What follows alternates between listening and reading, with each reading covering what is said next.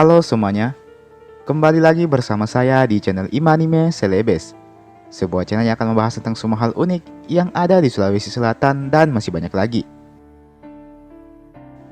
Di video kali ini, kita akan kembali melanjutkan serial Ila Galigo. Dan kini, kita telah berada di episode yang ke-77. Oke, sebelum kita memasuki pembahasan, seperti biasa, saya mau mengajak teman-teman semua buat yang belum subscribe, supaya bisa terlebih dahulu tekan tombol subscribe-nya, supaya channel ini bisa terus berkembang dan memberikan informasi, hiburan, serta wawasan kepada kita semua. Oke? Kalau sudah, langsung saja, mari kita masuk ke pembahasan. Inilah dia Ila Galigo Series episode yang ke-77.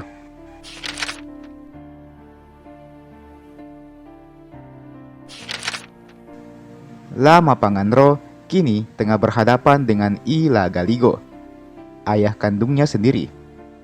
Keduanya saling bertatapan sejenak, sebelum akhirnya melepaskan ayam jagonya masing-masing untuk saling bertarung.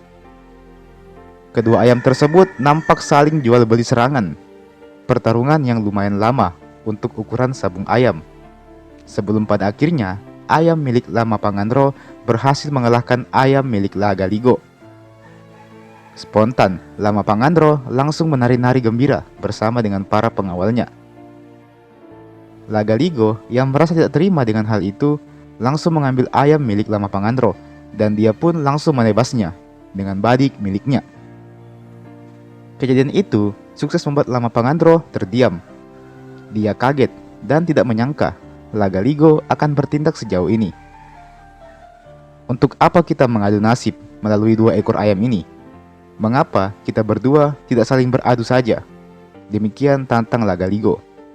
Lama Pangandro langsung paham bahwa itu adalah ajakan duel. Maka dengan cepat dia menarik pedang miliknya. Dia bersiap-siap untuk melawan Ila Galigo, yang notabene adalah ayahnya sendiri. Sesaat kemudian, keduanya pun langsung maju dan saling menghantamkan senjata masing-masing. Keduanya duel dengan sangat sengit. Lama Pangandro dengan ilmu berpedang yang dipelajari sejak kecil, serta La Galigo yang memang punya skill mengayun badik tingkat tinggi, membuat pertarungan keduanya sangat seru untuk ditonton.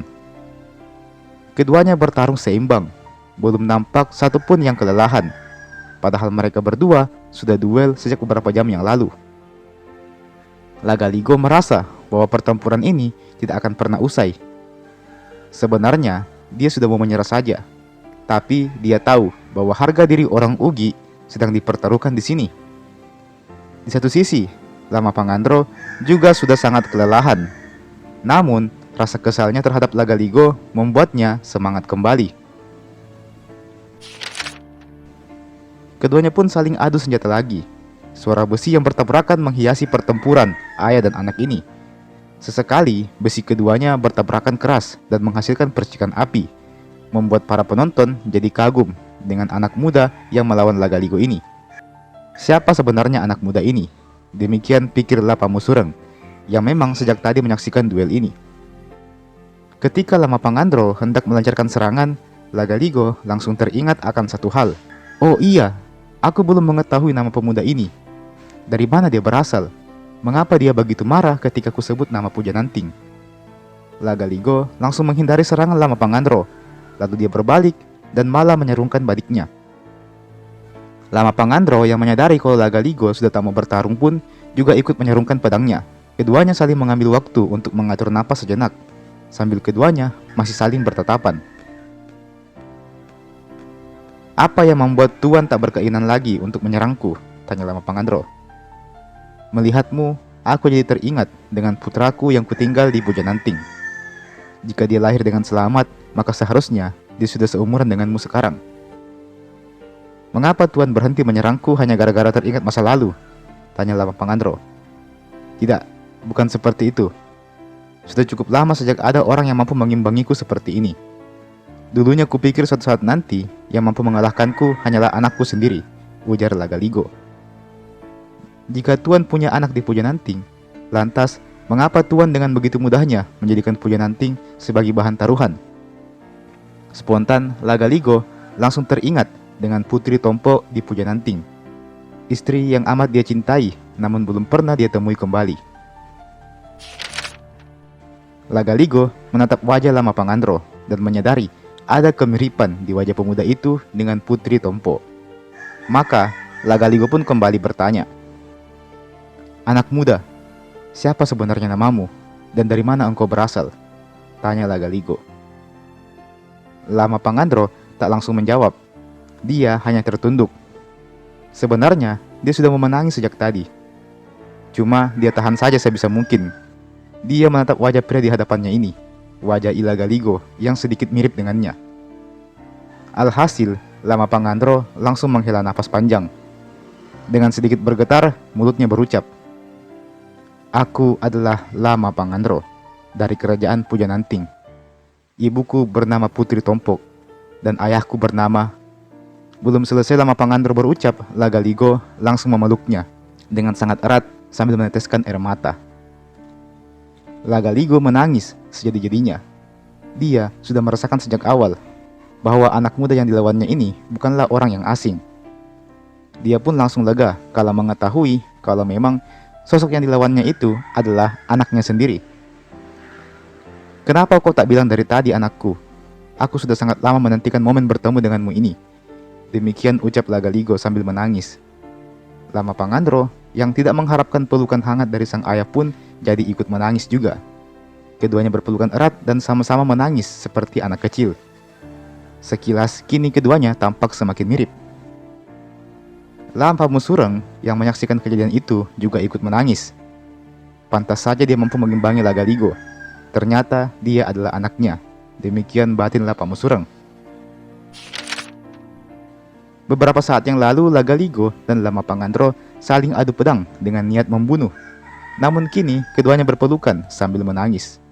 Memang kelihatan aneh, tapi itulah keluarga. Lagaligo sejenak melepas pelukannya.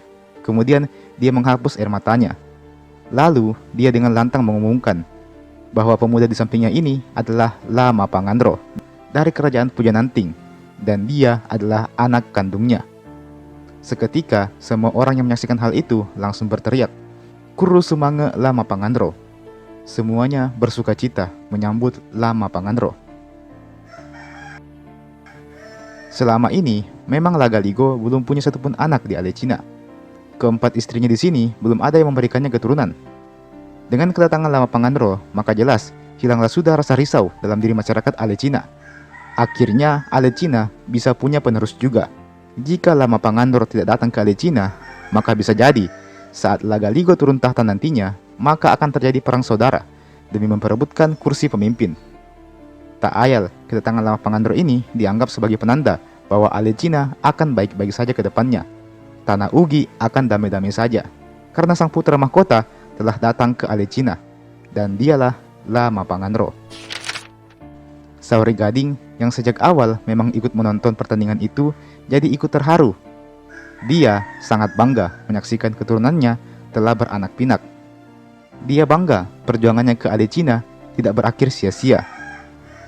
Dia bangga anaknya kini punya anak. Dia bangga akhirnya memiliki seorang cucu dari Lagaligo. Sejenak, Sauri Gading menatap langit, tempat di mana nenek buyutnya berasal. "Mungkin waktuku di bumi tidak akan lama lagi." Demikian batin Sauri Gading sambil menatap langit.